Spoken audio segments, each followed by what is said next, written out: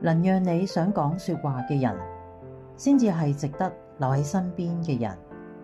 有啲人令人想講說話，而有啲人令人沉默。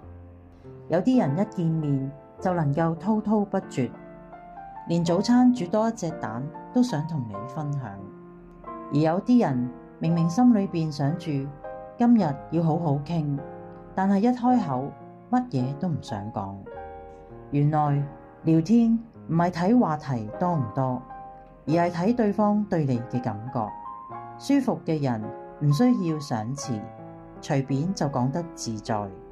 唔舒服嘅人，再多嘅話都係塞喺喉嚨。後來先至明白，能夠令你放心傾訴嘅人，先至係真正懂你嘅人。而讓你沉默嘅人，早已經拉開咗距離。所以唔好浪費時間喺啲唔啱嘅人身上，將心力留俾嗰啲能夠令你開口，亦願意聽你講說話嘅人。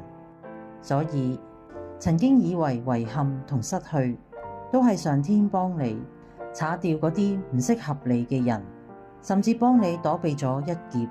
而現在擁有嘅無比正確，就係最好不過。